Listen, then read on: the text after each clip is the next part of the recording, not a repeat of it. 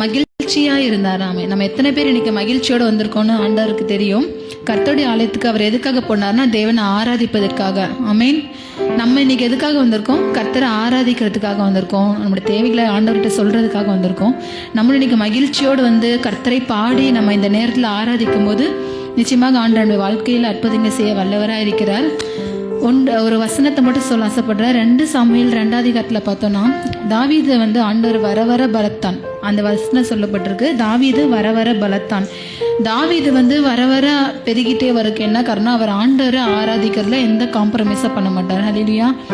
எல்லா சூழ்நிலையிலையும் அவர் எதிரிகள் விரட்டிட்டு வந்தாலும் சரி, அவர் சந்தோஷமா இருந்தாலும் சரி, அவர் உடனே என்ன பண்ணுவார்? ஆண்டவரை துதிச்சு பாடுவார். அதனால தாவீது என்ன பண்ணார்னா வர வர பலத்தான். அவனுக்கு தீங்கு செய்ய நினைத்த அவனுடைய எதிரியாகிய சவுலும் வர வர பலவீனம் அடைந்தான் என்று சொல்லி வேதத்தில் வாசிக்கிறோம். இன்னைக்கு நாம கண்களை மூடி தேவனை நோக்கி ஆராதிக்க போறோம். அவருடைய அலங்கார வாசலை தேடி நம்ம வந்திருக்கோம். அந்த வாசல்லேருந்து ஆண்டவரை நோக்கி நம்ம ஆராதிக்க போகிறோம். முழு இருதயத்தோடும் முழு ஆத்மாவோடும் தேவனை துதிக்கும் போது நம்முடைய வாழ்க்கையில் நிச்சயம் ஆண்டவர் ஒரு அதிசயத்தை கட்டளையிடர் வல்லமையுடையவராக இருக்கிறார்.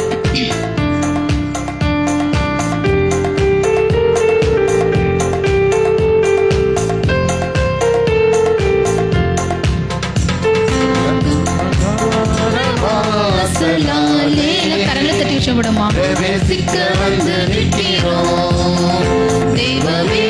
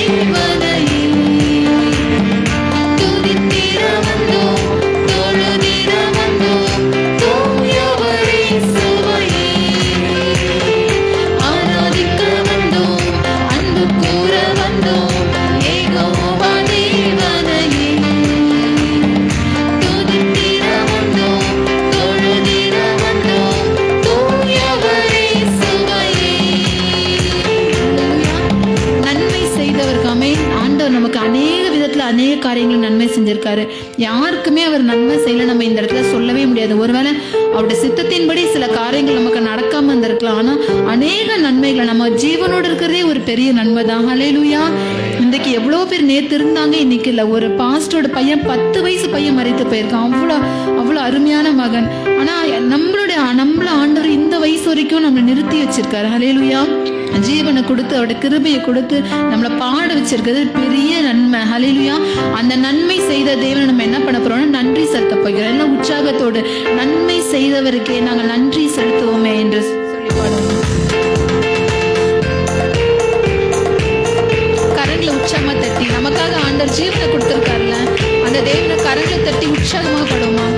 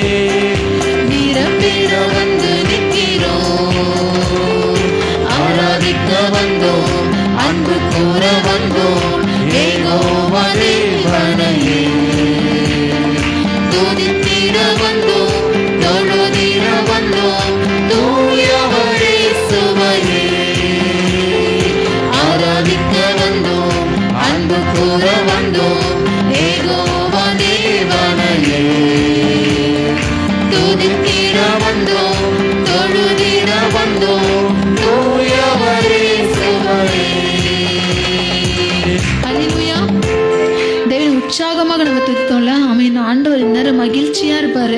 என் பிள்ளைங்க என்னை எவ்வளவு சத்தமா எவ்வளவு உற்சாகமா என்னை ஆராதிக்கிறாங்க அப்படின்னு. ஏன்னா ஆராதனையில பிரியப்படுகிற தேவன் அவர். ஹல்லேலூயா. நம்ம துதிகளில் அவர் மகிழ்ச்சியா இருப்பாராம். அநேக காளைகள் அதை பலி செலுத்துறதை பார்க்கிறோம். நம்ம உதடுகளின் கனியாக ஸ்தோத்திர பலியில் அவர் எப்படி இருக்காரு? பிரியமா இருக்கிறார். ஹல்லேலூயா. நம்மளும் இன்னைக்கு ஆண்டவர் உற்சாகமா நம்ம துதிச்சிருக்கோம். வேதத்துல சொல்லப்பட்டிருக்கு சங்கீதம் 40:1 தேவன் நமக்கு அடைக்கலமும் பலனும் ஆபத்து காலத்தில் அனுபவமான துணையுமானவர் என்று. அநேக காரியங்களை மனுஷங்க கூட நமக்கு துணையா இருக்க மாட்டாங்க. ஹல்லேலூயா. நம்ம நிறைய தருணத்துல உணர்ந்திருப்போம், நமக்கு உதவி செய்வேன்னு சொல்லுவாங்க. ஆனா அந்த நேரத்துல அவங்களால செய்ய முடியாத சூழ்நிலையா இருக்கலாம், செய்யக்கூடாதவங்களாம் இருக்கலாம். ஆனா ஆண்டவர் என்ன பண்ணுவாரு? எப்பொழுதுமே நமக்கு துணையா இருப்பார். நம்முடைய ஆபத்தான காலத்துல தேவன் நமக்கு அடைக்கலமும் பலனும் ஆபத்து காலத்தில் அனுகூலமான உதவி செய்கிற ஒரு துணையா இருக்கிறார். அப்படிப்பட்ட தேவனை நம்ம இன்று ஆராதிக்கிறதுக்காக வந்திருக்கோம். ஹல்லேலூயா. தேவ நோக்கி நம்ம சொல்லும், ஆண்டவரே என் துணையாளரே, அப்பா உண்மையை நான் ஆராதிக்கிறேன் என்று சொல்லி நம்ம கரங்களை உயர்த்தி தேவனை பாடுவோமா? வழிகாட்டும் தீபம், துணையாளரே, என்னை தேற்றுகிற தேவன் அவர் தான். உலகத்துல யாராலுமே நம்ம தேற்ற முடியாது. ஒருத்தர் நம்ம இழந்துட்டு நமக்கு ஆறுதல் சொல்ல முடியாது. ஆனா ஆண்டவர் மட்டும் தான் நம்மளை தேற்ற முடியும். ஹல்லேலூயா. அப்பா அம்மா அஞ்சோடு துதிக்கிறோம், ஸ்தோத்திரிக்கிறோம் ராஜா. ஆண்டவரே உண்மையை நாங்கள் ஆராதிக்கிறோம் ராஜா. அப்பா எல்லா மகிமையும் எங்களுடைய மாட்சிமை எல்லாத்தையும் நாங்கள் உமக்கே செலுத்திக்கிறோம் ராஜா.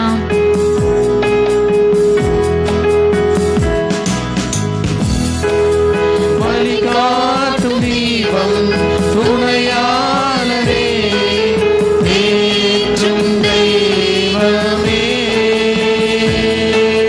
வழிகாட்டும் தீபம், துணையாளரே, தேற்றும் தெய்வமே. அன்பார்ந்த நலத்தால் அனலூட்டும் ஐயா, அபிஷேகநாதரே. அன்பார்ந்த நலத்தால் அனலூட்டும் ஐயா, அபிஷேக. ரெண்டு கரங்களை வைத்து சொல்லுமா, உமக்கே ஆராதனை செலுத்துகிறோம் ராஜா. ஆராதனை, ஆராதனை,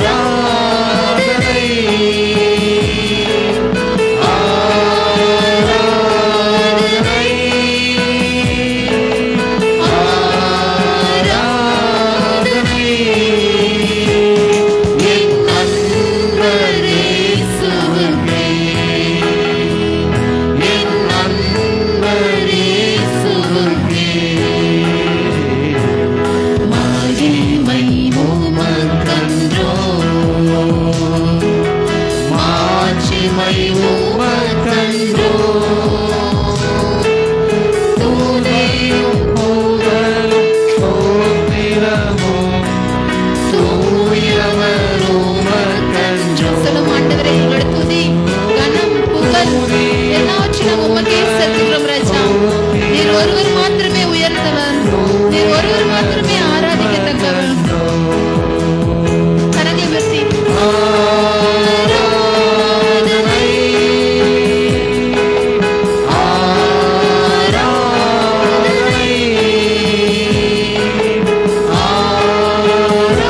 ஆராதனை, ஆராதனை. என் நண்பர் இயேசுவுக்கே, என் நண்பர் இயேசுவுக்கே.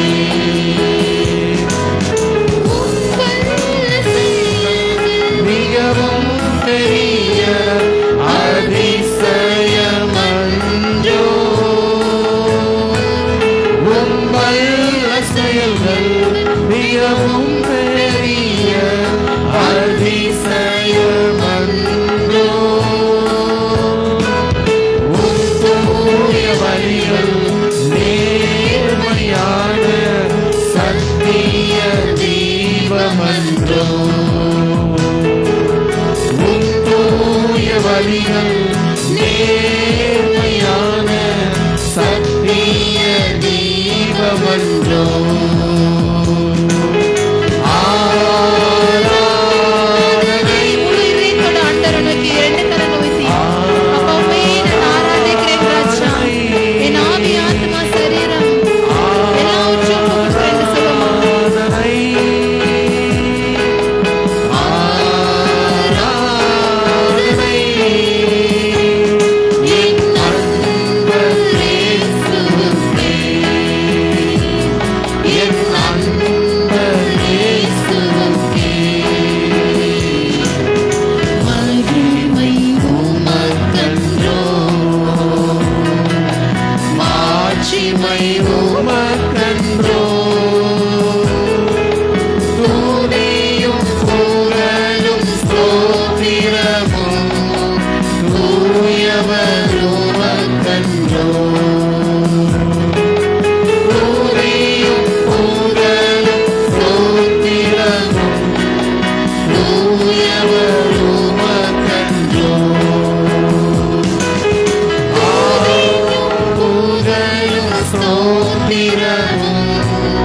தூயவர் உமக்கன்றோ. எல்லாம் சொல்லுமா எடுத்துதி. துதியும் புகழும் ஸ்தோத்திரமும் தூயவர் உமக்கன்றோ. ஆம் தகப்பனே, அப்பா எங்களோட துதிகள் கனம் புகழ் எல்லாவற்றையும் உமக்கே செலுத்திக்கிறோம் ராஜா. அப்பா இந்த நேரத்தில் கூட இசப்பா உண்மை ஆரோக்கியத்தை ஒவ்வொரு பிள்ளைகளும் நீங்கள் கண்ணோக்கி பார்க்க வேண்டுமா நாங்கள் ஜெபிக்கிறோம் தகப்பனே. அப்பா அநேக சாட்சிகளை நாங்கள் கேட்டோம் தகப்பனே. அப்பா பாம்பு கடித்த சகோதரிக்கு நீர் ஜீவனை கொடுத்தீரே ராஜா. அப்பா நீர் எவ்வளோ அதிசயமான தேவன் அப்பா. எங்களுடைய வாழ்க்கையில நீர் ஒவ்வொரு வாழ்க்கையில நீர் அதிசயத்தை செய்ய போறதுக்கு அவங்க கூடானக்கூடி நன்றி செலுத்திக்கிறோம் ராஜா. அப்பா எவ்வளவு ஆபத்துகள் இருந்து தீங்கிலிருந்து அப்பா வியாதிகளிலிருந்து வறுமையிலிருந்து கடன் பாரங்களிலிருந்து அப்பா அநேக பிரச்சனைகளிலிருந்து எங்களை நீர் காப்பாற்றி வருகிறீரே நம்ம கூடானக்கூடி நன்றி செலுத்திக்கிறோம் ராஜா. அப்பா இம்மட்டுமாக எங்களுக்கு ஜீவனை கொடுத்து அப்பா தீர்க்காயசை கொடுத்து எங்களை வழிநடத்தி வருகிற நம்ம கூடானக்கூடி நன்றி செலுத்திக்கிறோம் ராஜா. அப்பா இந்த நேரம்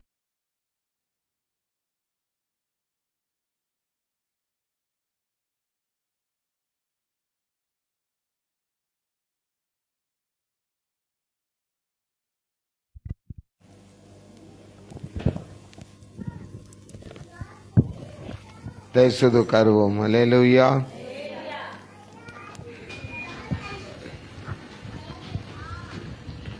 கிறிஸ்துவுக்கு பிரியமானவர்களே, இயேசு கிறிஸ்துவின் இனிய நாமத்தினாலே உங்களை நான் வாழ்த்துகிறேன்.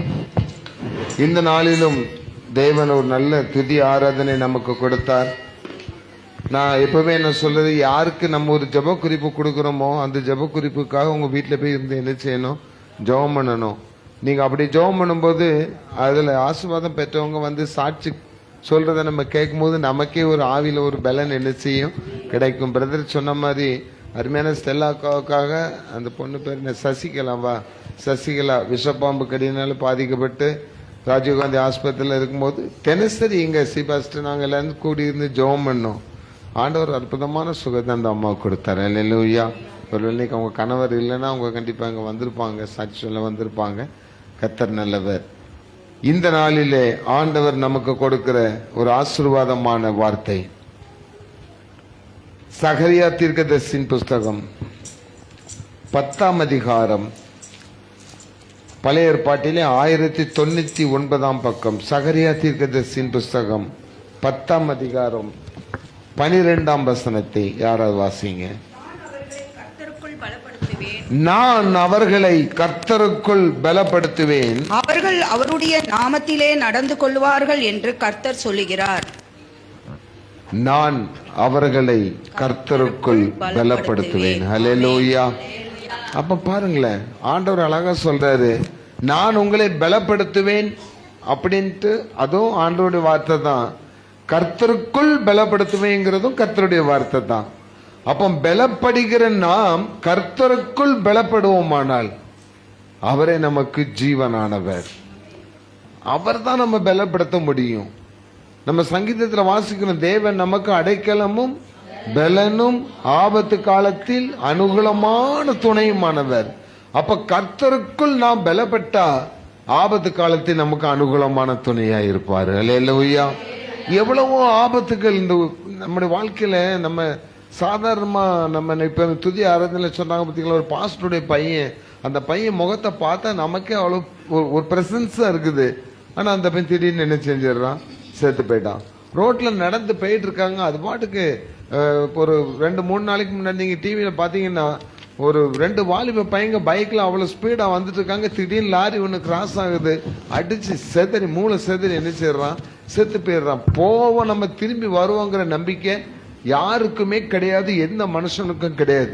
அப்போ இங்க இருக்கிற நமக்கு ஜீவனோட ஆண்டவர் நமக்கு கொடுத்திருக்கிறாருன்னா உண்மையிலே அவர் நம்மை பலப்படுத்தி காப்பாற்றுகிறார், பலப்படுத்துறார். நம்மள நிறைய பலப்படுத்துறதுக்கு 2 இருக்கு, பலன் பலம் ரெண்டுமே ஒரே ஸ்ட்ரென்த் அப்படிதான் போட்டிருக்குது.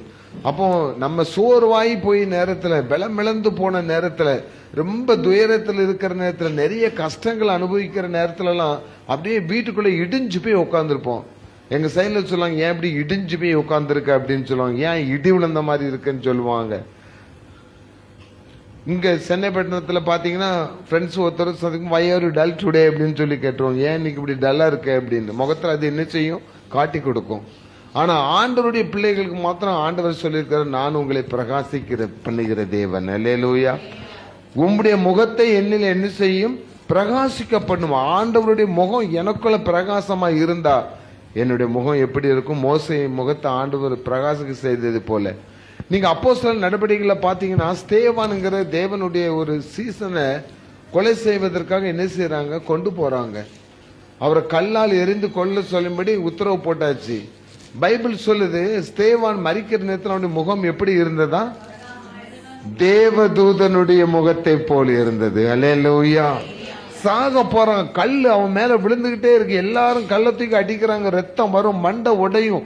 எந்த பக்கம் திரும்பினாலும் கல்லறி விழுற நேரத்துல கூட அந்த ரத்தம் வலிகிற முகம் கூட எப்படி இருந்ததா? பிரகாசமாய் இருந்தது. அல்லேலூயா. அதுதாங்க தேவன் நமக்கு கொடுக்கிற பலன். இப்ப நம்முடைய நீங்க வேதத்துல வாசித்து பாத்தீங்கன்னா, யோசுவாவின் புஸ்தகம் 10ஆம் அதிகாரம், முதல்ல யோசுவா 1ஆம் அதிகாரம் 9ஆம் வசனத்தை வாசிங்க. யோசுவா 1:9 வாசிங்க.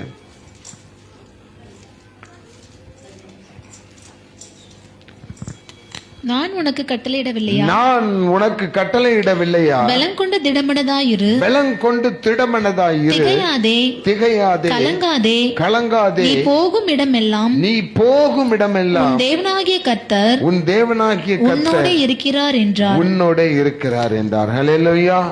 சொல்ல பாருங்களேன், பலம் கொண்டு திடமனதாயிரு. இன்னைக்கு 3 வார்த்தை ஆண்டவர் கொடுத்தாரு. நான் உங்களை பலப்படுத்துவேன், நான் உங்களை திடப்படுத்துவேன், நான் சமாதானம் தந்து நான் உங்களை சுகமாக்குவேன்.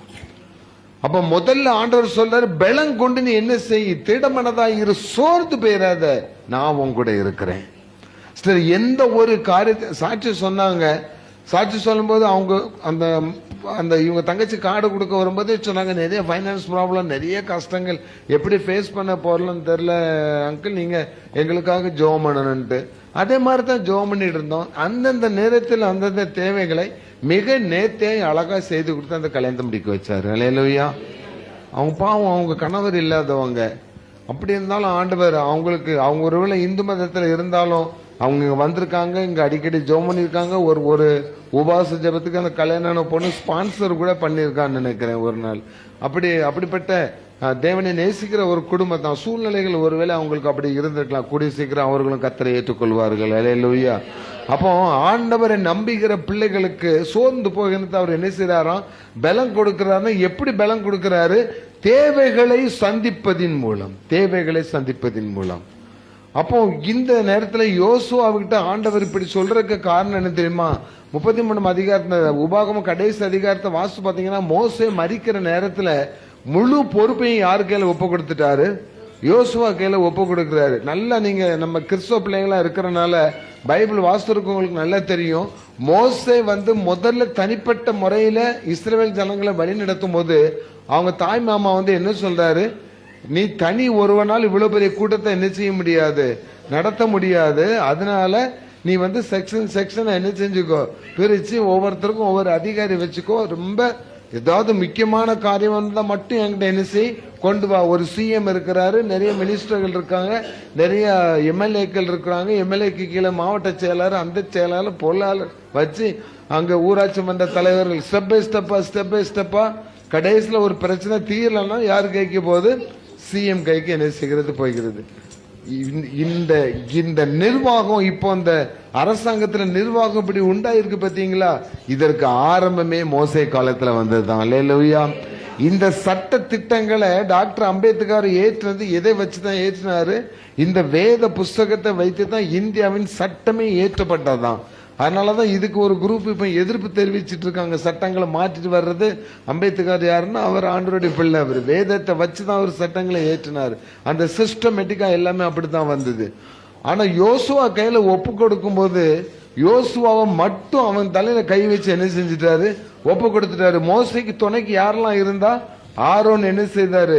இருந்தாரு. ஆரோனுக்கு துணையா கொஞ்சம் பேர் இருந்தாங்க. யோசுவாவும் மோசை கூட தான் இருந்தாரு. சப்போர்ட்டுக்கு ஆள் இருந்தது. ஆனா யோசுவாட்ட மட்டும் இந்த பொறுப்பை முழு பொறுப்பையும் ஒப்பு கொடுத்தாச்சு. இன்னொரு காரியம் யோசிக்கணும். நீ யாத்திராகமத்துல மோசே எகிப்து மக்கள்கிட்ட இருந்து இந்த இஸ்ரவேல் ஜனங்களை விடுவித்து வரும்போது யுத்தங்களே என்ன செய்யல, நடக்கல, சண்டைகள் நடக்கல. சாப்பாடு பிரச்சனை வந்துச்சு, தண்ணிக்கு பிரச்சனை வந்துச்சு, இவனுங்களுக்குள்ளே சண்டை போட்டாங்க, பொறாம வந்துச்சு, எரிச்சல் வந்துச்சு, எல்லாத்தையும் என்ன செஞ்சாங்க, அழகா சரி பண்ணாரு. ஆனா இந்த யோசுவா காலத்துல தான் முதல்லயே அவன் என்ன செய்ய வேண்டியது இருக்குது, ஒரு பெரிய யோர்தான் நதி என்ன செய்ய வேண்டியிருக்குது, கடக்க வேண்டியிருக்குது. அதுக்கு பிறகு ஒரு கோட்டையை என்ன செய்ய வேண்டியிருக்குது, இடிக்க வேண்டியிருக்குது. அதுக்கு பிறகு 32 யுத்தங்கள் என்ன செய்தது, நடந்தது.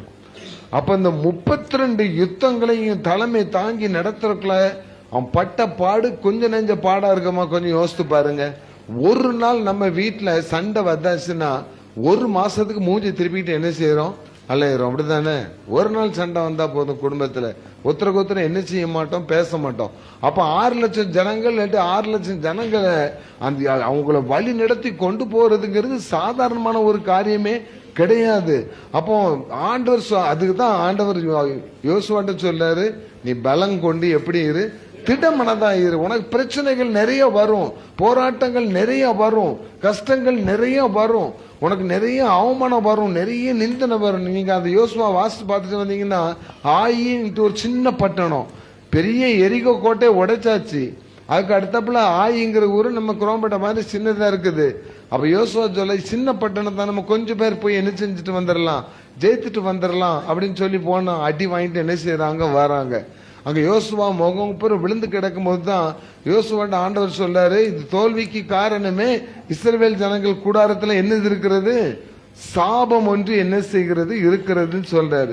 அதை கண்டுபிடிக்கிறதுக்கு அவன் பட்ட பாடு பெரிய பாடு. அதை கண்டுபிடிச்சு எதெல்லாம் அங்கது எடுக்கக்கூடாது, எதெல்லாம் கடவுளுக்குரியதோ அதை ஒளிச்சு வச்சு ஒருத்தனை கண்டுபிடிச்சு அதுக்கு பிறகு அந்த ஆய்ப்பட்டணத்தை என்ன செய்யறாங்க, ஜெயிக்கிறாங்க. அப்போ அந்த ஜனங்களை வழி நடத்துறது அவ்வளவு கஷ்டம். 6 லட்சம் ஜனங்களை வழி நடத்த வேண்டியிருக்குது. நம்மால நம்ம பிள்ளைகளை வழி நடத்த முடியுதா, நம்ம குடும்பத்தை வழி நடத்த முடியுதா? ஒரு கிளாஸ் டீச்சருக்கு 10-15 பிள்ளைகளை அவங்க மேய்க்கிறதுக்கு படுற பாடு பெரிய பாடா என்ன செய்து இருக்குது. சரி, ஒரு குடும்பம், ஒரு கணவன் மனைவி, ஒரு பிள்ளைகள், 2-3 பேர பிள்ளைகள் இருக்கு. அந்த பிள்ளைகளை நம்ம வழி நடத்துறதுக்கு எவ்வளவு கஷ்டப்படுறோம். வெளியே சொல்றோம், ஒன்னும் நம்ம சொல்ல என்ன செய்ய மாட்டேங்கி, கேட்க மாட்டேங்கி. பிள்ளைகள் தான் நம்ம சொல்ல கேட்கணும்னா, இவர் இருக்காரு, இவர் அதுக்கு மேல ஏன் சொல்ல என்ன செய்ய மாட்டாரு, கேட்க மாட்டாரு. புருஷன் மேல வேற என்ன செஞ்சிடறோம், பழிய போடுறோம். ஒருத்தருக்கு மேல ஒருத்தர் பழிய போட்டு ஒரு குடும்பத்தை ரன் பண்ணி கொண்டு போறதுக்கே பெரிய கஷ்டமா என்ன இருக்குதுன்னா, 6 லட்சம் ஜனங்களை ஒருத்தன் தனியா நின்று அவன் வழி நடத்தன்னா, அது ஆண்டவர் கொடுத்த வாக்கு தத்துவம், பலம் கொண்டு திடமனதாயிரு. அந்த வார்த்தை மாத்திரம் இல்ல, அடுத்த வார்த்தை சொன்னாரு பாத்தீங்களா, நான் உன் கூடவே இருக்கிறேன். ஹல்லேலூயா. அப்போ பிரச்சனைகள் மத்தியிலே, போராட்டங்கள் மத்தியில நாம் பலம் கொண்டு திடமனதா இருந்து காரியத்தை ஜெயிக்கணும்னா யார் நம்ம கூட இருக்கணும், அவர் சர்வ வல்லமுள்ள தேவன். ஹல்லேலூயா. அந்த கர்த்தர் சர்வ வல்லமுள்ள தேவன். எப்பவுமே நினைச்சிடுங்க சிஸ்டர், நம்மளாம் முதல்ல உங்களுக்கும் எனக்கும் ஒரு கம்யூனிகேஷன் எப்படி இருக்குன்னா, இவர் ஒரு ஊழியக்காரர், இவர் ஒரு பாஸ்டர், அப்படி நீங்க என்ன பார்க்காதீங்க. உங்க குடும்பத்துல ஒருத்தனை எங்களை நினைச்சிடுங்க, நாங்க உங்களை அப்படித்தான் நினைக்கிறோம். அதனாலதான் உரிமையோட சொல்றேன், நம்ம குடும்பத்துல ஏதாவது ஒரு பிரச்சனை, ஒரு கஷ்டம், ஒரு போராட்டம் வந்தா நம்ம முதல்ல யாரை தேடுறோம், ஆண்டவரை தேடுங்க, கர்த்தரை தேடுங்க, அவர்கிட்ட சொல்லுங்க. யோசுவா ஒவ்வொரு காரியத்துக்கும் ஆண்டவர்கிட்டே தான் போறான். மோசே ஒவ்வொரு காரியத்துக்கும் ஆண்டவர்கிட்டே தான் போறான். ஆண்டவர்கிட்ட நிறைய ஆர்குமெண்டே மோச பண்ணுவாரு. மோசே 2 இடத்துல சொல்லிருக்காரு, ஒன்னு என் பேரை வேத புஸ்தகத்துல என்ன செஞ்சிருங்க, கிறுக்கி போடுங்க. இன்னொரு இடத்துல என் உயிரே என்ன செஞ்சிருங்க, எடுத்து நான் என்ன அநியாயம் பண்ண ஆண்டவர், இந்த ஜனங்களை கொண்டு ஏன் கையில தள்ளி விட்டுட்டீங்களான்னு ஆண்டவர்கிட்ட சண்டை போடுற சூழ்நிலை வருது. யோசுவா ஜனங்கள்கிட்ட சண்டை போடுறான், ஏன்டா இப்படி பண்றீங்க, ஏன், ஐயோ அவனால தாங்க முடியாது. ஆனாலும் தேவனுக்கு பயந்து ஆண்டவர் சொன்ன அந்த ஒரு வார்த்தை, நீ என்ன செய்ய, பலம் கொண்டு திடமனதா இரு, நான் உன் கூட என்ன செய்கிறேன், இருக்கிறேன். அப்போ ஏன் கூட கர்த்தர் இருந்தாருன்னா, பிரச்சனைகள் நேரத்துல, கஷ்டம் வர நேரத்துல எல்லாம் அதை அவர் என் கூட சேர்ந்துதான் என்ன செய்யணும், தாங்கணும். என்ன தாங்க விட மாட்டார், அவர் தாங்குவார். அப்ப பைபிள் சொல்லுது, நான் உங்களை ஏந்துவேன், தாங்குவேன், சுமப்பேன்.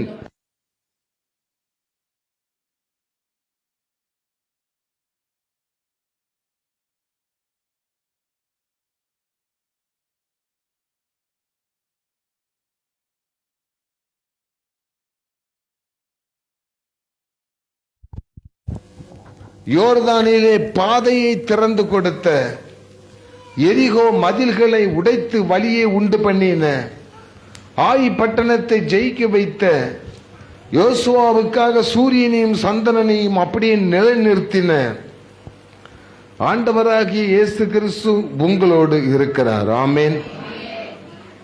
சர்வ வல்லமையுள்ள தேவனாகிய ஆண்டவர் என்னோடு இருக்கிறார் என்று யாரெல்லாம் விசுவாசிக்கிறீங்களோ அவங்களாம் சத்தமா ஒரு அல்லேலூயா சொல்லுங்க. அப்படியானால் நீங்கள் பலம் கொண்டு இனிமேல் திடமனதாக இருப்பீர்கள். எசேக்கியேல் தீர்க்கதரிசியின் புஸ்தகம் 34 அதிகாரம் 16 வசனத்தை வாசித்து பாருங்க. நான் காணாமல் போனதை தேடி துரத்துண்டதை திரும்ப கொண்டு வந்து எலும்பு முறிந்ததை காயம் கட்டி நசல் கொண்டதை திடப்படுத்துவேன். நியாயத்துக்கு தக்கதாய் அவைகளை மேய்த்து புஷ்டியும் பலமுள்ளவைகளை அளிப்பேன். போதும். இரண்டாவது, பலவீனமானவைகளை பலப்படுத்துகிற ஆண்டவர். அல்லேலூயா. இது சபையை குறித்ததான சத்தியம், சபை விசுவாசிகளை குறித்ததான சத்தியம். ஏசாயா 34 அதிகாரத்தை நீங்க ஸ்டார்டிங்ல இருந்து வாசித்து பார்த்தீங்கன்னா ஃபுல்லா சபையை குறித்தது தான். சபையில நசல் கொண்ட ஆடுகள், காயம்பட்ட ஆடுகள், நம்மளை தான் சொல்ற, நீங்க தான் ஆடுகள்னு சொல்றாரு. இன்னைக்கு ஆண்டவர் சொல்றாரு, நீ காயப்பட்டிருக்க, நீ வியாதிப்பட்டிருக்க, நீ வேதனைப்பட்டு இருக்க, கடன் பட்டு இருக்க, அதனால நீ ரொம்ப நொறுங்கி போய் இருக்கன்னா நான் உன் காயங்களை கட்டுகிற தேவன். அல்லேலூயா. காயங்களை கட்டி உங்களை என்ன செய்வாராம்? பலப்படுத்துவாராம். உங்களுக்கு வேண்டிய ஆகாரத்தை கொடுத்து என்ன செய்வாரு? பலப்படுத்துவார். அவர் உங்களை புல்லுள்ள இடங்களில் மேய்த்து அமர்ந்த தண்ணீர்கள் அண்டையில் உங்களுக்கு கொண்டு போய் விடுகிறார். மற்றவங்க அவர் என் ஆத்துமாவை தேற்றி, என் ஆத்துமாவை தேற்றி. அப்போ பலம் நமக்கு எதுல குறையுதுன்னா ஆத்துமா என்ன செய்யறது? இப்படிப்பட்ட பிரச்சனைகளை சோர்ந்து போகிறதுனால ஆத்மாவில் நம்ம பலவீனம் ஆயிட்டு வருகிறோம் அப்படின்னாச்சுன்னா சாத்தான் நமக்குள்ள வந்துட்டு இருக்கான்னு அர்த்தம். சின்ன காரியம் அவனுக்கு உள்ள வர்றதுக்கு ஒரு சின்ன காரியம் கிடைச்சா போதும். நீங்க ஆதியாகமத்தை யோசித்து பாருங்க. ஏவாளும் ஆதாமும் சேர்ந்து இருக்க நேரம் சாத்தான் உள்ள என்ன செய்யல? வரல. ஏவாளை விட்டுட்டு ஆதாம் கொஞ்சம் தனியா பிரிஞ்சு போன அந்த சின்ன கேப்ல அவன் அப்படியே பாக்குறான், ஆதாம் என்ன பண்ணிட்டு இருக்காருன்னு பாக்குறான். ஆபிரகாம் என்ன பண்ணிட்டு இருந்தாரு? ஊமையா இருந்தாரா? தூங்கிட்டு இருந்தார். அப்போ கரெக்டா ஆதாம் தூங்கிட்டு இருக்க நேரம் பார்த்து அந்த சின்ன கேப்ல என்ன செஞ்சிட்டு இருந்தான்? ஏவாளை விட்டு பிரிந்திருந்த நேரத்தில் சத்ருவானவன் இடையில புகுந்தான். அப்போ ஆண்டவரை விட்டு நம்ம கொஞ்சம் பிரிஞ்சிருந்தோம்னா யாரு உள்ள வந்துருவா? சத்ரு உள்ள வந்துருவான். உள்ள வந்து அவனுடைய காரியத்தை அவன் காட்ட ஆரம்பிச்சிட்டான்னா நம்ம குடும்பத்துக்கு வேதனையும் சோதனையும் வந்துடும். அநியாயமா காயங்களை நம்ம பட வேண்டியது இருக்கும். இப்ப லூக்கா எழுதின சுவிசேஷம் 10 அதிகாரம் 30 வசனத்துக்கு வாங்க. லூக்கா எழுதின சுவிசேஷம் 10 அதிகாரம் 30 வசனம்.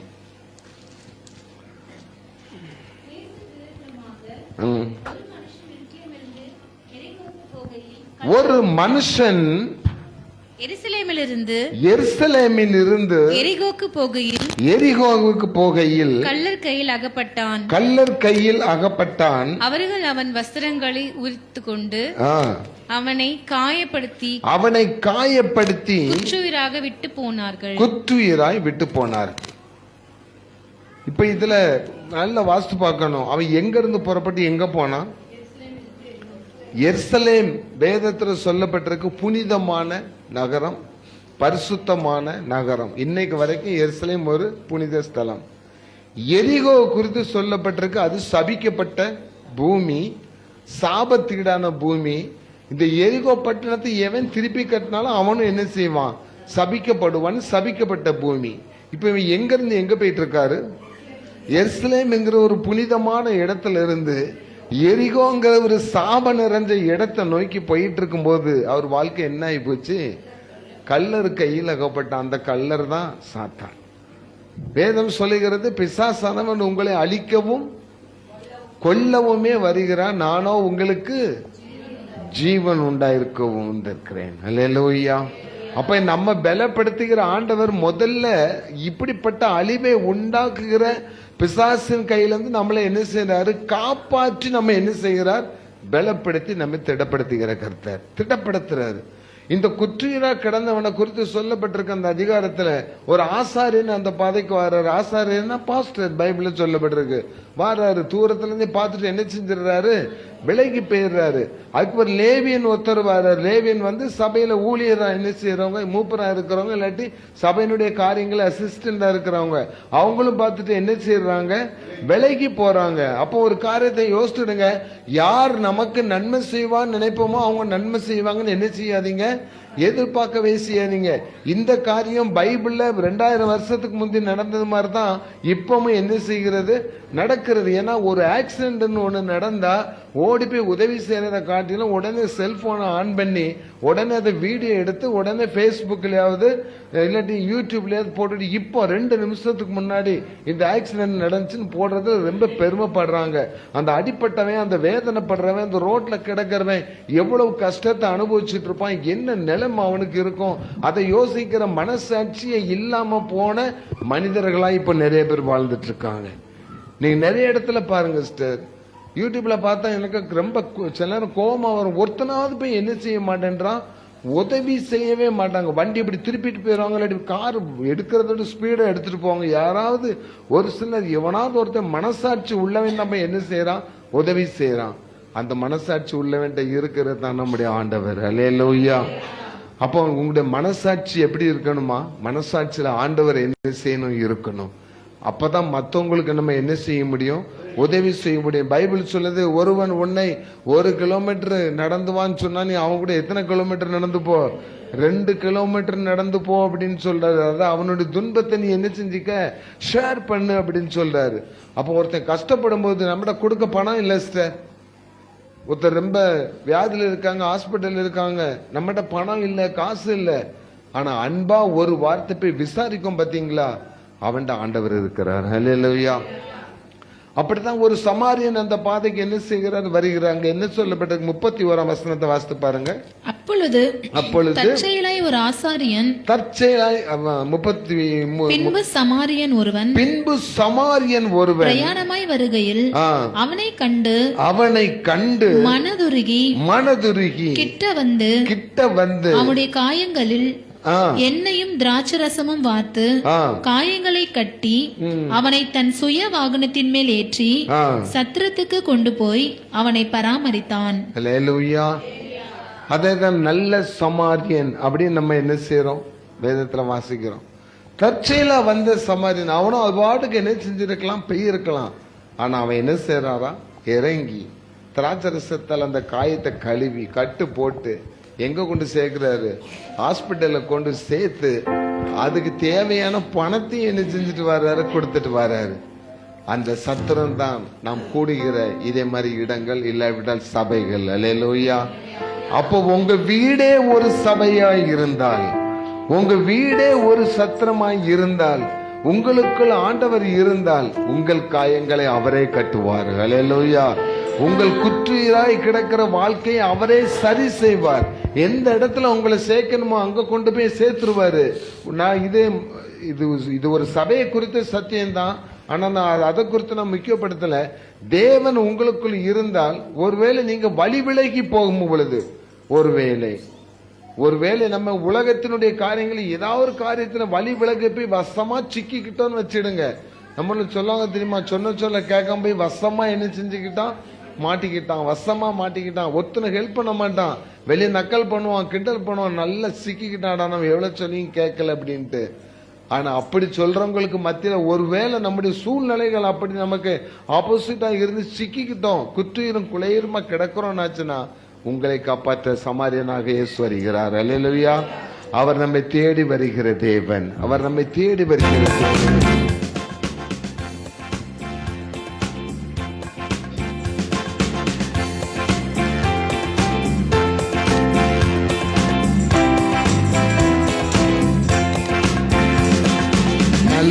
சமாரியன் இயேசு என்னை தேடி வந்தாரே, நல்ல சமாரியன் இயேசு என்னை தேடி வந்தாரே, ரசத்தை வார்த்தாரே, ரட்சிப்பை தந்தாரே, வார்த்தாரே, ரட்சிப்பு தந்தாரே. நல்ல சமாரியன் இயேசு என்னை தேடி வந்தாரே. காயம் கட்டினாரே, காயம் கட்டினாரே, தோள் மேல் சுமந்தாரே. காயம் கட்டினாரே, தோள் மேல் சுமந்தாரே. நல்ல சமாரியன் இயேசு என்னை தேடி வந்தாரே. அல்லேலூயா. நல்ல சமாரியனான இயேசு குற்றூராய் கிடக்கிற உங்க வாழ்க்கையில உங்கள் காயங்களை கட்டி, மனக்காயங்களை கட்டி சுகப்படுத்தி உங்களை அவருடைய சபையில் கொண்டு சேர்க்கிறார். அல்லேலூயா. அதனாலதான் ஞாயிற்றுக்கிழமான அவருடைய சபைக்கு என்ன செஞ்சிருங்க, போய் விழுந்துருங்கன்னு சொல்றது. சபையில போய் என்ன செஞ்சிருங்க, விழுந்துருங்க. அங்கே ஆண்டவர் உங்கள் காயங்களை கட்டுவார். இந்த ஏலிம் ஜெப வீடு சபை அல்ல, சபை பாகுபாடற்ற ஜெபம். எல்லாரும் நம்ம கூடி வருகிற ஒரு இடம். ஒரு சிலர் தப்பா நினைக்கலாம், அவர் சபை வச்சிருக்காரு மற்ற ஆத்த மக்கள் எல்லாம் கூடுறாரு. அப்படி கிடையாது. நாங்களே ஞாயிற்றுக்கிழமை எங்க சபைக்கு நாங்க என்ன செஞ்சிருவோம், ஓடிடுவோம். ஞாயிற்றுக்கிழமைனா அவரவர் சபைக்கு அவரவர் கண்டிப்பா என்ன செஞ்சு தான் ஆகணும், போய் தான் ஆகணும். அதுதான் சத்திரம். அங்கே தான் ஆண்டவர் உங்கள் காயங்களை கட்டுவார். அல்லேலூயா. கடைசியாக யோவான் எழுதின சுவிசேஷம் 20ஆம் அதிகாரம் 19ஆம் வசனத்தை வாசிங்க. யோவான் 20:19. வாரத்தின் முதல் நாள் ஆகிய அன்றைய தினம் சாயங்கால வேளையிலே சீஷர்கள் கூடியிருந்த இடத்தில் யூதர்களுக்கு பயந்ததினால் கதவுகள் பூட்டி இருக்கையில் இயேசு வந்து நடுவே நின்று உங்களுக்கு சமாதானம் என்றார். அல்லேலூயா. யூதர்களுக்கு இயேசுவை சிலுவையில அடிச்சு அவர் உயிரோடு இப்ப என்ன செஞ்சிட்டாரு, வந்துட்டாரு. ஆனா இயேசுங்கிற பேரை சொன்னாலே சொல்றவங்களுக்கு ஆபத்து என்ன செய்கிறது, வந்தது. அந்த காலம் இனிமேல் என்ன செய்ய போகிறது, வரப்போகிறது. நேற்று நைட்டு நாங்க அதை தான் தியானிச்சோம். வேத வசனம் கிடைக்க கூடாத, பசியினால் உண்டாகும், ஆகார குறைவினால் உண்டாகும் பஞ்சம் அல்ல, தண்ணீர் குறைவினால் உண்டாகும் தாகமும் அல்ல. வேத வசனம் கிடைக்க கூடாத ஒரு பஞ்ச காலத்தை நான் அனுப்ப போகிறேன். இப்பமே அதுக்கு தான் இந்த காரியங்கள்லாம் இப்ப என்ன செஞ்சிட்டு இருக்கு, நடந்துட்டு இருக்குது. சொல்றாங்கன்னு கொஞ்ச நாள் ஆனா நம்மள மாதிரி ஆட்களுக்கு ஓட்டு கூட என்ன செய்யாது, கிடைக்காது. அகதிகள் மாதிரி நம்முடைய தேசத்துல நம்ம இருக்க வேண்டிய சூழ்நிலை வரும். நம்ம அதுக்காக கடைசி இப்ப நம்ம ஜெபிக்க போகிறோம். அப்போ மற்றவர்களை குறித்து நம்ம ஒன்னும் நம்ம இது பண்ண வேண்டாம்.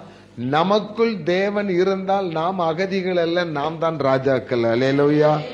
ஆண்டவர் உங்களை ராஜாக்களாகவும் லேவியராகவும் வைத்திருக்கிறார். ஆமென் சொல்லுங்க. நம்ம யாருக்கும் பயப்பட வேண்டிய அவசியம் கிடையாது. கர்த்தருக்கு மாத்திரம் நம்ம பயந்திருந்தா போதும். ஆனா இந்த சீசர்கள் என்ன செஞ்சாங்களா, யூதர்களுக்கு பயந்து ரூமை பூட்டிக்கிட்டு என்ன செஞ்சாங்க, உள்ள இருந்தாங்க. சீசர்களுக்கு, யூதர்களுக்கு, மனுஷனுக்கு பயந்து அந்த இடத்துல இயேசு அவர்கள் நடுவே வந்து உங்களுக்கு சமாதானம் என்றாராம். இப்ப நம்ம மனிதர்களுக்கு பயந்துங்க வந்திருக்கோமா? ஏலிம் ஜெப வீட்டுக்கு ஜெபத்துக்கு போனா வெளியே அடி விழுன்னு சொல்லி பயந்து வந்திருக்கோமா? இல்ல, கர்த்தருக்கு பயந்து இங்க வந்திருக்கோம். மனிதர்களுக்கு பயந்து வந்த இடத்திலே ஆண்டவர் வந்து உங்களுக்கு சமாதானம் என்று சொன்னா, இன்னைக்கு தேவனுக்கு பயந்து இந்த இடத்துல வந்திருக்கிற உங்களுக்கு, உங்கள் குடும்பத்திற்கு சமாதானம் உண்டாவதாக. அல்லேலூயா. அப்ப சகல பிரச்சனைகளில் இருந்து உங்களுக்கு ஒரு விடுதலை கொடுத்து ஆண்டவர் உங்களுக்கு சமாதானத்தை கொடுக்க போகிறாராம். 29ஆம் சங்கீதம் 11ஆம் வசனம் என்ன சொல்லுது பாருங்கள். 29ஆம் சங்கீதம் 11ஆம் வசனம். கர்த்தர் தமது ஜனத்திற்கு பலன் கொடுப்பார். கர்த்தர் தமது ஜனத்திற்கு ஜனத்திற்கு சமாதானம் அருளி அவர்களை ஆசீர்வதிப்பார். அல்லேலூயா. அப்ப பாருங்களேன், பலன் கொடுக்கிறாரு. நல்ல சமாரியனை வந்து குற்றீர கிடந்தவனை திடப்படுத்துறாரு. அதுக்கு பிறகு நம்ம சமாதானம் தந்தருளி நம்ம என்ன செய்கிறார், ஆசீர்வதிக்கிற தேவனாய் இருக்கிறாராம். 1 பேதுரு 5ஆம் அதிகாரம் 10ஆம் வசனத்தை வாசித்து நாம் ஜெபிக்க போகிறோம். 1 பேதுரு 5ஆம் அதிகாரம் 10ஆம் வசனம். கிறிஸ்து இயேசுவுக்குள் கிறிஸ்து இயேசுவுக்குள் நம்மை தமது நித்திய மகிமைக்கு ஆ, அழைத்தவராய் இருக்கிற ஆ, சகல கிருபையும் பொருந்திய ஆ. தேவன் தாமே தேவன் தாமே கொஞ்ச காலம் கொஞ்ச காலம் பாடு அனுபவிக்கிற உங்களை பாட அனுபவிக்கிற உங்களை சீர்படுத்தி மெதுவா வாசிக்கணும். சீர்படுத்தி, ஸ்திரப்படுத்தி திடப்படுத்தி, பலப்படுத்தி பலப்படுத்தி நிலைநிறுத்துவாராக. நிலைநிறுத்துவாராக. அல்லேலூயா. அப்ப முதல்ல நம்மளை என்ன செய்றாரா? சீர்படுத்துறாரு. அதுதான் பாவ மன்னிப்பு. ஆண்டவர்கிட்ட பாவ மன்னிப்பை பெற்றுக்கொண்டாங்களோ அவங்களை என்ன செய்வாரு? சீர்படுத்துவார். இறைமையில சொல்றாரு, இந்த இப்ப இருக்க முந்தின சீரை பாய்க்கிலும் உங்களுக்கு நற்சீர் உண்டாக செய்வேன். ரெண்டாவது ஸ்திரப்படுத்துறாரு, நம்மளை நிலை நிறுத்துறாரு, அப்படி திடப்படுத்துறாரு. சோர்ந்து போயிடாத, திடப்படுத்துறாரு. அதுக்கு பிறகு நம்மளை ஸ்ட்ராங் பண்றாரு. அப்போ உங்களுடைய குடும்பங்களை ஆண்டவர் பலப்படுத்தி ஸ்திரப்படுத்தி நிலைநிறுத்த போகிறார். அல்லேலூயா. பைபிள் சொல்லுது, நான் உன்னை நாட்டுவேன், இனி நீ என்ன செய்யப்படுவதில்லை? பிடுங்கப்படுவதில்லை. பிடுங்கப்படுவதில்லை. ஒருவேளை உங்களை இங்க இருந்து துரத்திடலாம், அப்படி பண்ணிடலாம், இப்படி பண்ணிடலாம், 4 பேர் சொல்லுவான். சிஸ்டர், எதை குறித்தும் கவலைப்படாதீங்க. ஆண்டவர் சொல்ல, நான் உன்னை ஸ்திரப்படுத்தி, உன்னை திடப்படுத்தி, உன்னை பலப்படுத்தி, உன்னை நான் நிலைநிறுத்துவேன். அப்படியே நிலைநிறுத்துவாராம். அப்ப நீங்க அசைக்கப்படுவதில்லை. அப்ப இந்த மாதத்தை ஆண்டவர் உங்களுக்கு சொல்றாரு, நீ நான் உன்னை பலப்படுத்துவேன், நான் உன்னை திடப்படுத்துவேன், உன் காயங்களை நான் கட்டி உன்னை நான் உயிர்ப்பிப்பேன், உன் பாவங்களை மன்னித்து உனக்கு நான் சமாதானம் தருவேன், உன்னை நான் நிலைநிறுத்துவேன். ஹல்லேலூயா. அப்படி நம்முடைய குடும்பங்கள் ஒருவேளை வியாதியினால கஷ்டப்படுகிறதா, வேற எந்த பிரச்சனைனால கஷ்டப்படுகிறோமா, சத்துருக்களின் தொல்லைகள் நமக்கு நிறைய இருக்கிறா, ஏதாவது நம்ம இழந்திருக்கிறோமா? தாவீது கர்த்தருடைய சமூகத்தில் தன்னை திடப்படுத்தினபடினால இழந்தவை எல்லாவற்றையும் என்ன செய்து கொண்டான்? ஒன்று விடாமல், ஒன்றும் விடாமல். அந்த வார்த்தையை ஞாபகத்தில் வச்சிடுங்க. நீங்களும் ஒன்று விடாமல் சகலத்தையும் திருப்பிக் கொள்ள போகிறீர்கள். அல்லேலூயா. நாம் ஜெபிப்பதற்கு முன்பதாக இந்த நாளிலே பிறந்த நாளை கொண்டாடுகிற அருமையான பிரதர் ஜபசிங், அவங்களுக்கு இன்னைக்கு பிறந்த நாள். அல்லேலூயா. அவங்க முன்னுக்கு வாங்க. அது மாத்திரம் இல்ல, வர்ற 14ஆம் தேதி அவங்களுக்கு திருமண நாள். ஆச்சரியமான ஒரு காரியம், திருமண நாள். கர்த்தர் பிறந்த நாள், திருமண நாள் எல்லாம் கொடுத்திருக்கிறார். நம்மளை ஆசீர்வதிக்க போகிறோம். சகோதரனும் பிள்ளைகளோடு முன்னாடி வரும்படி கேட்டுக்கொள்கிறேன்.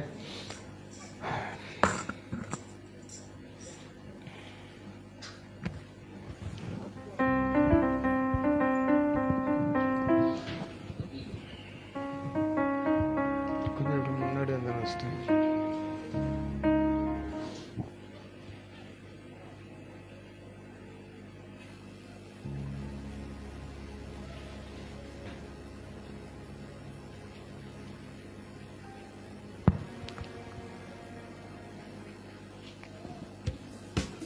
கர்த்தருடைய நாமத்தினாலே நாம் இவர்களை வாழ்த்துவோம். கர்த்தரை ஆசீர்வதிக்கும்படி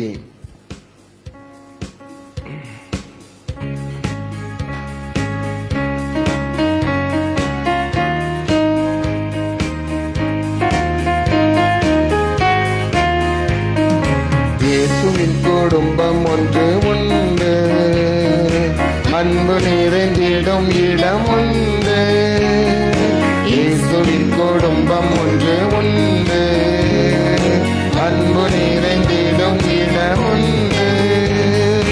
இன்பம் உண்டு, சமாதானம் உண்டு, வெற்றி உண்டு, துதி பாடல் உண்டு. இன்பம் உண்டு, சமாதானம் உண்டு, வெற்றி உண்டு, துதி பாடல் உண்டு. ராஜாதி ராஜா இயேசு என்றென்றும் நீந்திடுவார். ராஜாதி ராஜா இயேசு என்றென்றும் நீந்திடுவார். இயேசுவின் குடும்பம் ஒன்று உண்டு, அன்பு நிறைந்திடும் இடம் உண்டு. இயேசுவின் குடும்பம் ஒன்று உண்டு, அன்பு நிறைந்திடும் இடம் உண்டு.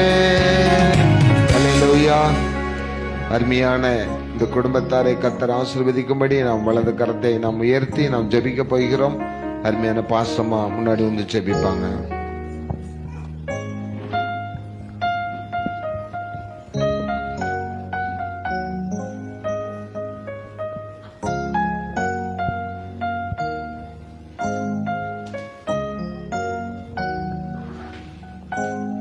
ஸ்தோத்திரிக்கிறோம் கத்தாவே. மே நன்றியோடு நன்றியோடு நன்றியோடு மே துதிக்கிறோம் ராஜா.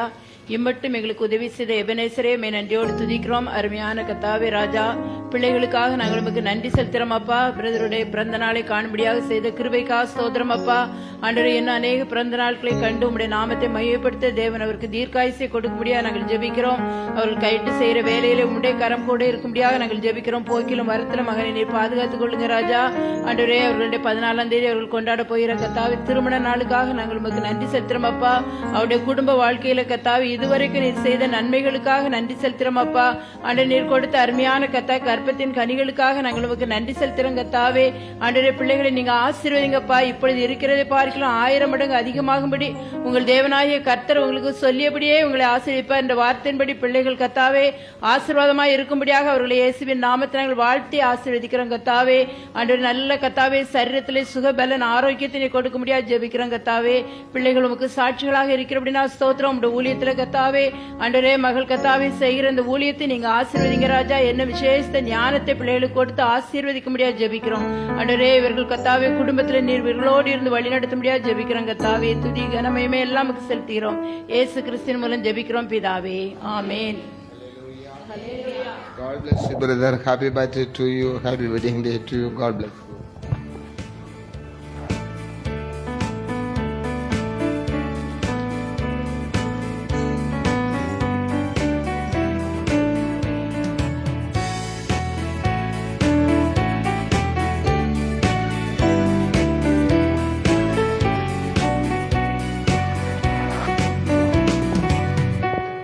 ஜெபிப்போம்.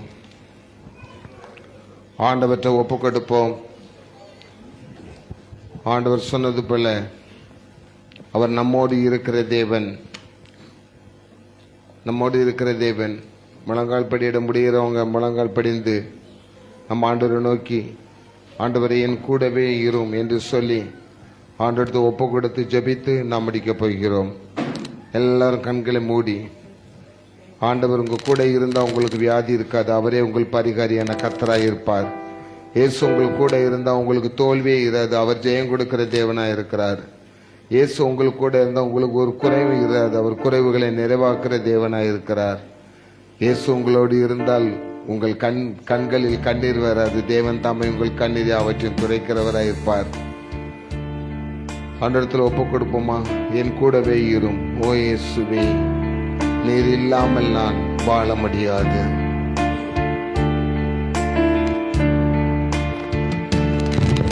என் கூடவே இரும் ஓ இயேசுவே, நீர் இல்லாமல் நான் வாழ முடியாது.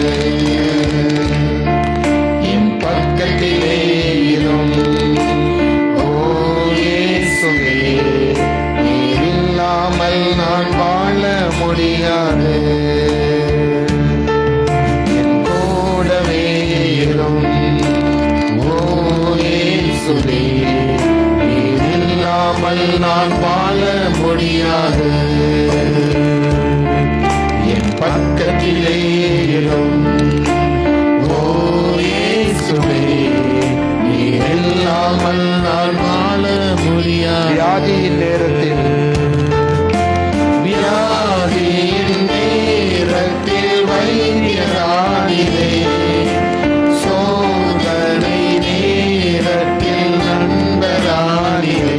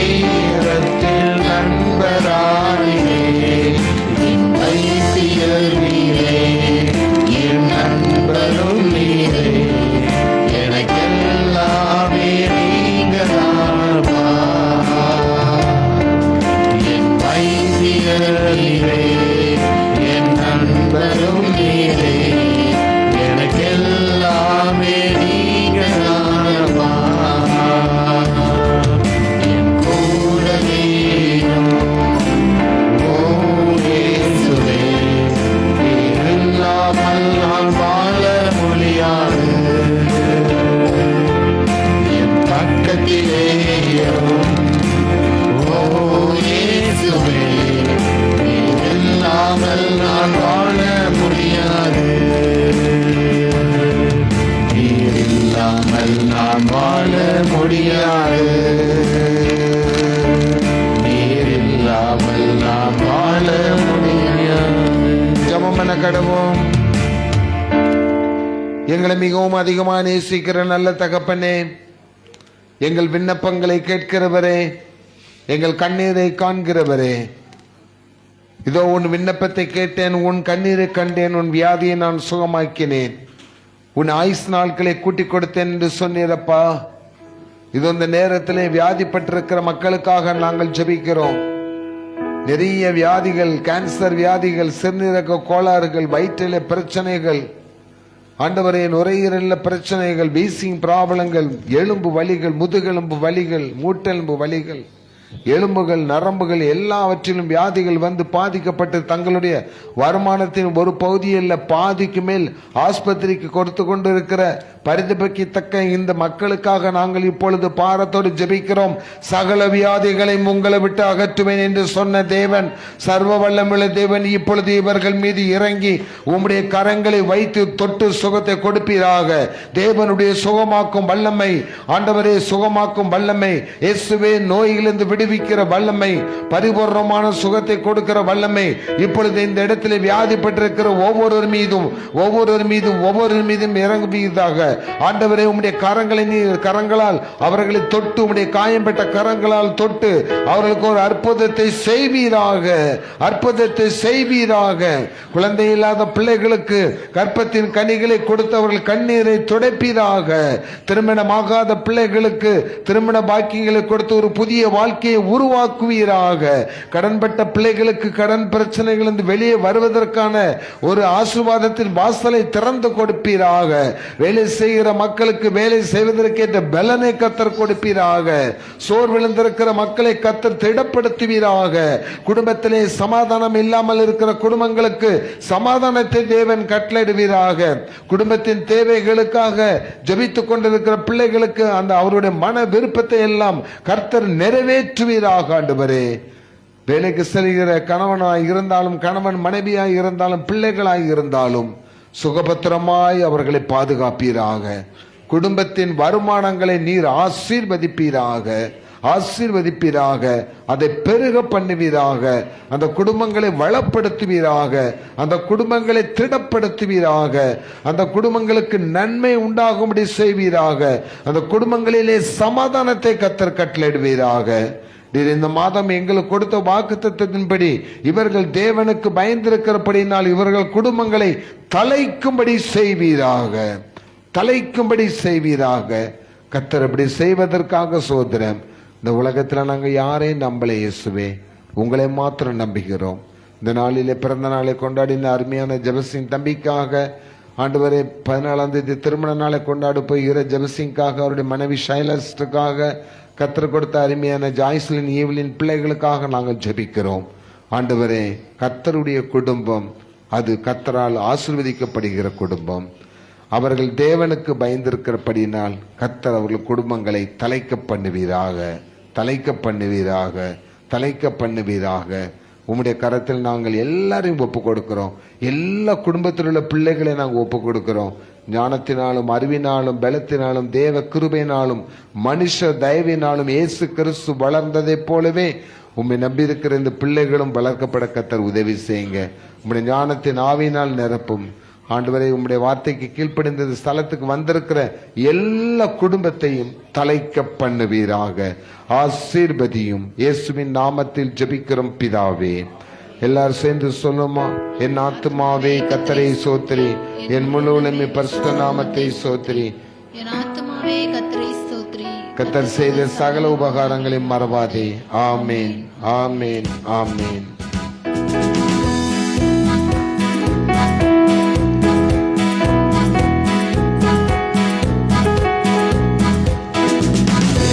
தேவனுக்கே மகிமை, தெய்வத்துக்கே மகிமை, தேவனுக்கே மகிமை, தெய்வத்துக்கே மகிமை. என்னை தேடி வந்து மீட்டவரே, தினம் உமக்கே மகிமை. என்னை தேடி வந்து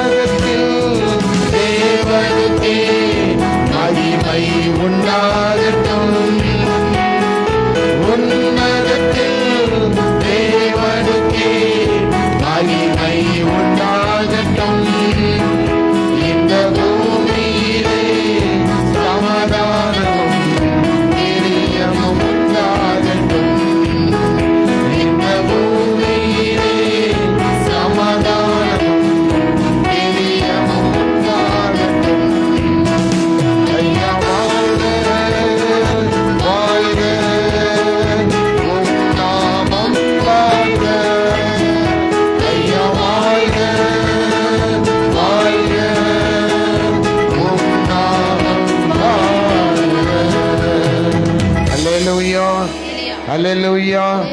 கர்த்தர் உங்களை பலப்படுத்தி உங்களை ஸ்திரப்படுத்தி அவர் உங்களுக்கு சமாதானம் தந்தரலி உங்களை ஆசீர்வதிப்பாராக. கர்த்தருடைய நாமத்திற்கு மகிமை உண்டாகட்டும். ஆமென்.